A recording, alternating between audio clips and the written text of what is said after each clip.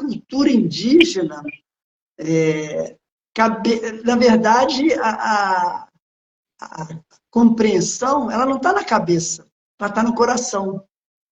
E o coração está conectado com todo o corpo, está conectado com a cabeça, está conectado com os olhos, está conectado com a boca, está conectado com os braços, está conectado com o segmento pélvico, está conectado com tudo.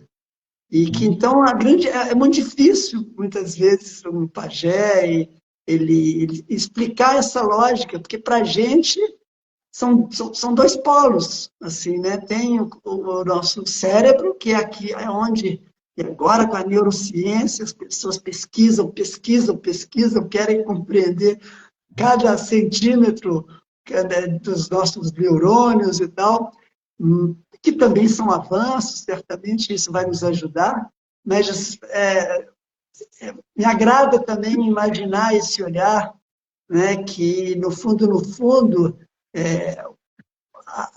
o mestre das nossas ações, quando a gente consegue trazer para o coração, quando a gente consegue, ao invés de se guiar pelo que a gente imagina que possa acontecer, ou pelas nossas expectativas, ou pela vontade daqui de ver o amigo, mas o coração da gente também tem uma coisa de a gente gostar desse amigo e, de repente, esse amigo está vivo, é uma pena ele não ter ali disponível para a gente conversar, mas ele estava ali, ele veio ao encontro e eu fui até ele, quer dizer, é um pouco a gente abrir mão desses controles que a gente tem, e aí eu me guio muito para essa cultura africana, tento beber nessa fonte, tento juntar um pouco essa ponte entre Freud, entre Reich e também essas tribos, porque você falou do Mateus, ele conhece bastante esses rituais com essas plantas mestras, né? Mas como é que se dá a promoção da saúde nesses rituais indígenas? Você vai lá, você bebe daquela substância, daquela planta, você deixa ela conduzir o teu processo de aprendizado, e o processo de aprendizado, muitas vezes, se dá através da ampliação da consciência, em alguns casos, você se conecta com coisas da infância, você se conecta com questões abusivas, você se conecta, às vezes, com ancestrais que viveram uma situação abusiva. Então, a ayahuasca e outras substâncias ampliam essa consciência, mas quando você vai ver o que acontece no ritual, o ritual se dá muitas vezes como uma limpeza do corpo. A pessoa bebe, ela enxerga e ela muitas vezes vomita. O que é o vomitar? É uma limpeza onde você está ali dentro do teu corpo, aquelas situações que estão sendo vivenciadas ali, você tem que botá-las para fora. E aí você vai, você bebe o ritual, as pessoas dizem, eu não quero ir porque eu não quero vomitar. É melhor não ir mesmo, não. Porque dentro dessa lógica da medicina, isso que estava falando também foi essa xamã. Eu achei muito interessante, que eu nunca tinha me dado conta que a medicina indígena, ela também parte desse princípio que Reich também se tocou, de que não adianta você compreender, você tem que trabalhar o corpo, que a resistência está no seu corpo, a resistência está na coraça. Então, você trabalha o verbal, trabalha o simbólico, conversa com seus pacientes, mas em algum momento está tudo já compreendido, mas está tudo sem movimento. Aí você vai lá, faz uma massagem, faz uma intervenção, pede para a pessoa, eventualmente, fechar os olhos, e, eventualmente, vem uma crise de choro, vem uma situação que, se você não tivesse desbloqueado aquele segmento ali, aquilo ia ficar parado. E, curiosamente, a cultura indígena, quando você toma a substância e você bota para fora, você também está mexendo no teu corpo, porque está tudo muito misturado. Quer dizer, a cura espiritual, ela se manifesta por uma descarga corporal, e a cura corporal também se manifesta com uma consciência espiritual, muitas vezes. Então, essa lógica nossa de separar as coisas em caixinha está cada vez mais sendo colocada em xeque, eu acho. Quando a gente fala em resistência, toda resistência é uma justa resistência. Né? A gente só se constitui, ou a nossa personalidade se constitui, a gente dá conta da vida dando conta dessas resistências. Então, uma resistência, eu acho que talvez um grande engano que a gente percebe hoje em dia, eu vou curar os meus traumas.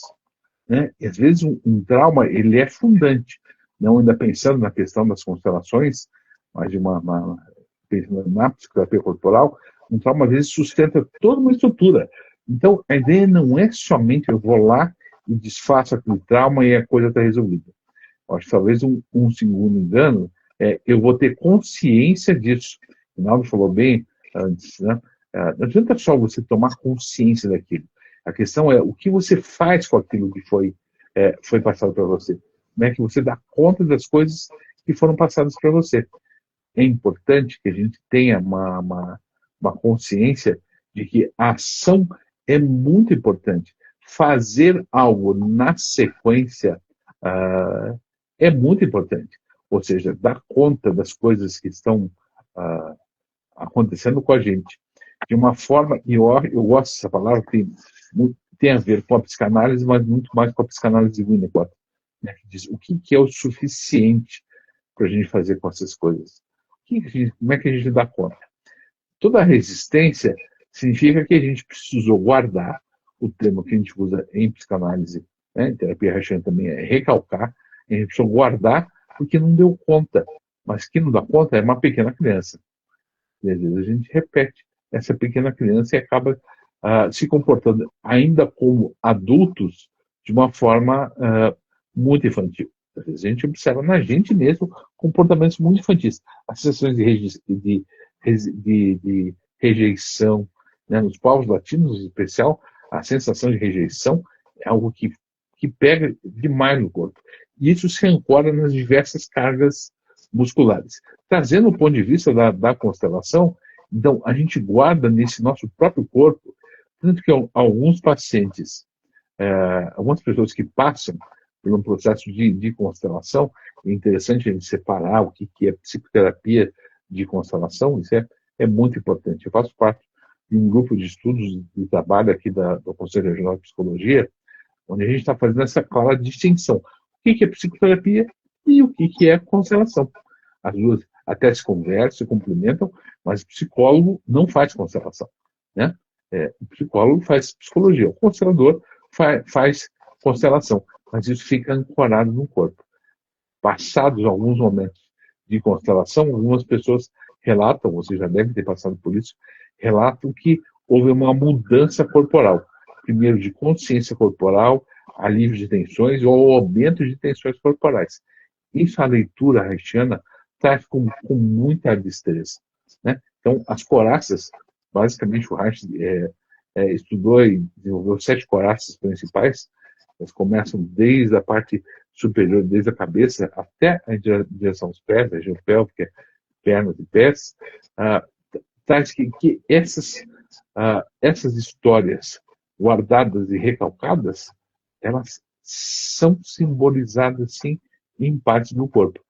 A psicologia não estudou isso, não está diretamente ligado, mas às vezes histórias dos nossos antepassados, sabe lá de quantas gerações anteriores, ficam guardadas nesse corpo, né? Ficam secretamente guardadas nesse corpo.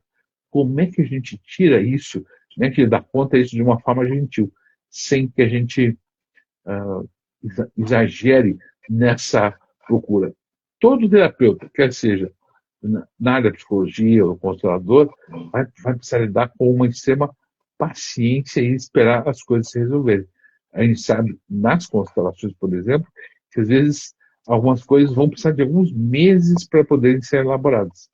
E as pessoas vão, em um segundo ponto, dar conta de alguma coisa muito tempo depois. A ficha vai cair muito tempo depois. E é assim.